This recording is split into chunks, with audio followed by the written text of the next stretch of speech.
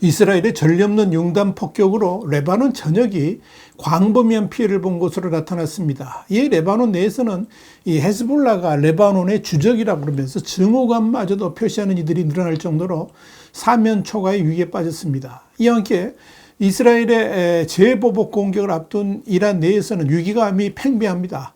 이스라엘의 공격 목표가 석유 및 에너지 시설들이 1차 목표인데다가 핵시설까지 파괴된다면 이란 경제는 완전히 초토화될 수 있기 때문입니다.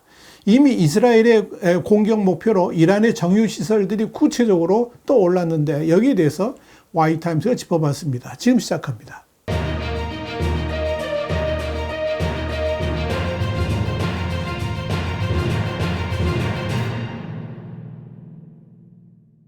영국의 파이낸셜 타임스는 4일 유성 레이더 분석 결과 이스라엘의 대규모 공습이 시작된 지난달 20일 이후 레바논에서 모두 3,100여 개의 건물이 폭격으로 부서지거나 훼손됐다 그러면서 레바논 당국은 이스라엘의 공격으로 현재까지 최소 1,336명이 사망하고 100만 명 이상이 피난길에 올랐다라고 추산하고 있다. 이렇게 보도를 했습니다. 사망자 수는 이미 2006년 이스라엘과 헤즈볼라 간의 2차 레바논 전쟁 당시를 넘어서 최근 30년 동안 최악의 인명피해로 기록된 상황인데 지난 2주간 이스라엘군이 레바논에서 타격한 목표물은 모두 4,600개이고 하루에 1,000개 이상 목표를 노린 경우도 있었던 것으로 나타났습니다.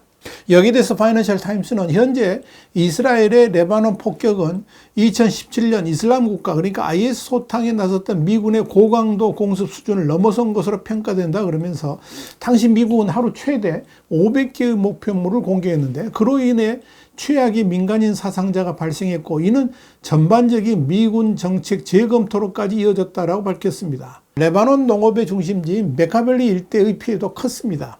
레이더 자료 분석 결과 이 지역에서도 최소 210개의 건물이 훼손됐습니다. 그런데 이곳이 이렇게 엄청난 공격을 받은 것은 그곳에 헤즈볼라의 무기고가 있었기 때문으로 이번 이스라엘의 공습 목표물 가운데 상당수는 이 같은 헤즈볼라의 무기고가 은닉된 곳인 것으로 알려졌습니다. 파이낸셜 타임스는 수도 베이루트의 경우에 헤즈볼라 수장 하산 나스랄라가 폭사한 남부 외곽의 다이에를 중심으로 폭격이 집중됐다 그러면서 나스랄라를 비롯해서 헤즈볼라 지도부가 모여 있었던 곳으로 추정되는 다이에의 지하 벙커 인근에 미사일 공격에 따른 거대한 구덩이가 파이는 모습이 위성 사진에 잡혔으며 주변에는 고층 건물의 잔해가 고스란히 확인됐다라고 전했습니다. 이렇게 지난 2주간 이스라엘의 공격으로 다이에서만 모두 380개 건물이 피해를 본 것으로 추정됩니다. 베이루트 전체적으로는 630여 개 건물이 파괴됐습니다. 이와 관련해서 분쟁 감시 그룹 에어워즈의 에밀리 트리본 세계에서 가장 정밀한 타격 무기를 사용한다고 하더라도 인구 밀집 지역에서는 민간인 피해가 불가피하다라고 지적을 했습니다. 이스라엘군은 4일에도 레바논 수도 베이루트에 있는 헤즈볼라 정보본부를 공습했습니다. 이스라엘 현지 매체인 예루살렘 포스트는 이날 이스라엘군은 군사정보국의 정보에 따라 공군 전투기가 헤즈볼라의 정보작전에 관여하는 관련 시설을 공습했다라고 보도했습니다.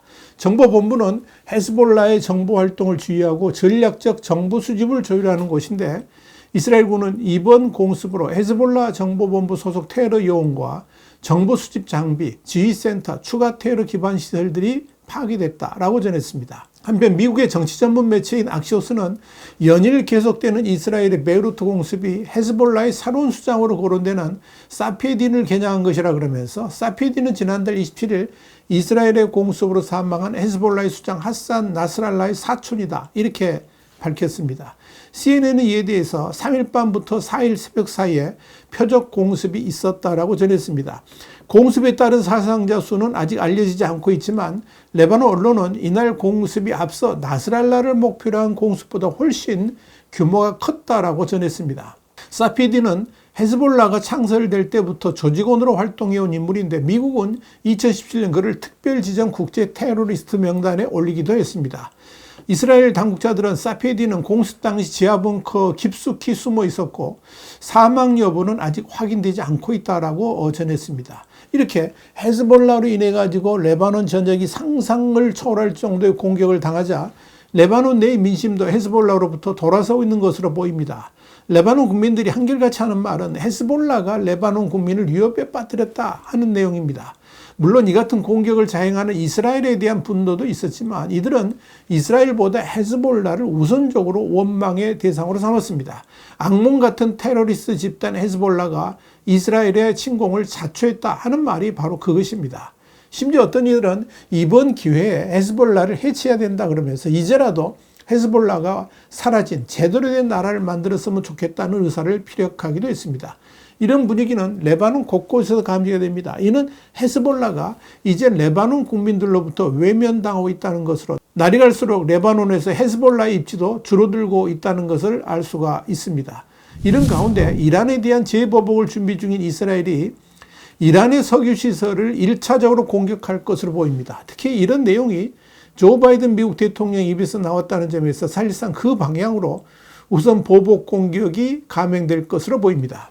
바이든 대통령은 4일 플로리다 및 조지아주 허리케인 피해 지역 방문을 위해서 출발하기 전에 기자들과 만나서 이스라엘이 이란의 석유시설을 타격하는 것을 지지하느냐? 이런 질문에 우리는 그것에 대해서 논의 중이다.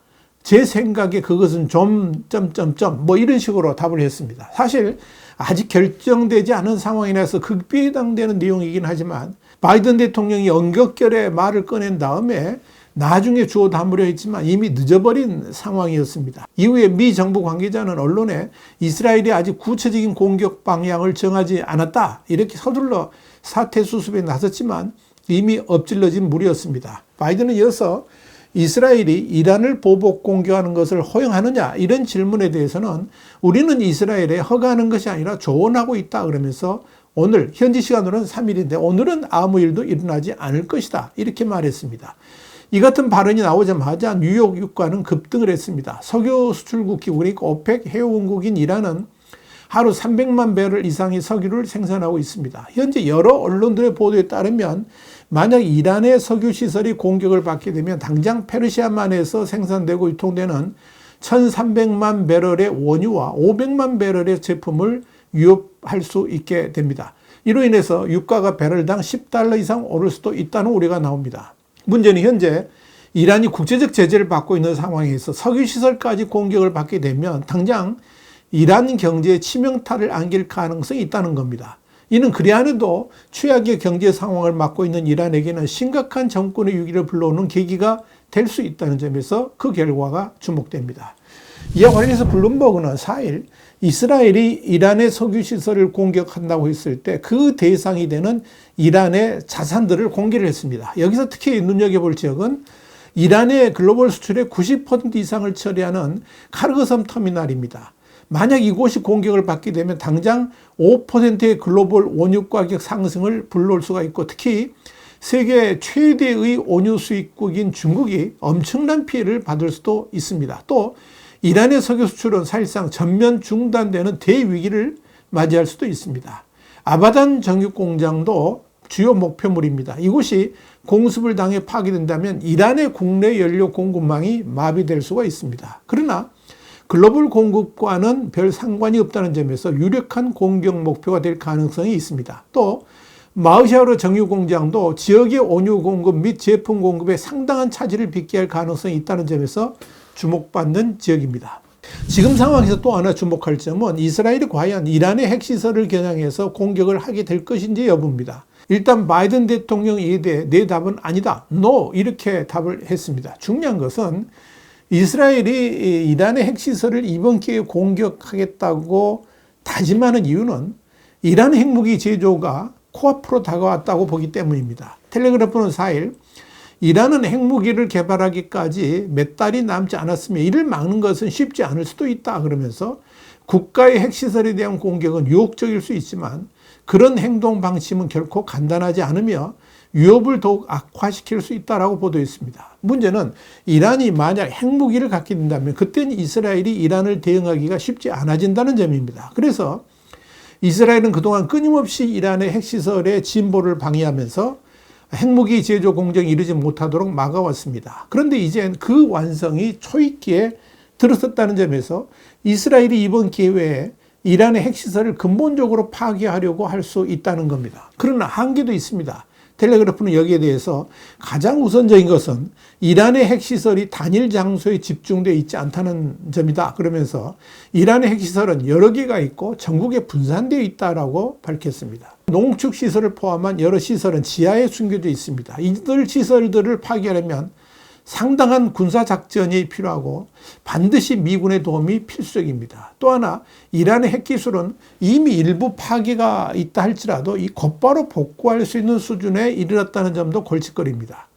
그럼에도 일부 핵시설을 이스라엘이 파괴한다면 당장 이란의 핵능력 제고는 차질이 생길 수가 있어서 핵무기 완성까지는 시간이 걸릴 수도 있을 것입니다. 이런 점에서 이스라엘은 핵시설 공격에 적극적인 편입니다. 그러나 미국은 핵무기 문제는 외교적으로 얼마든지 풀 수 있다는 주장입니다. 바로 이 점을 이스라엘에게 설득하고 있는 것으로 보입니다. 과연 이스라엘이 어떤 결정을 내릴지 시간은 그리 많이 남지 않았습니다. 화이트하우스 국제정세 분석의 추부길이었습니다. 감사합니다.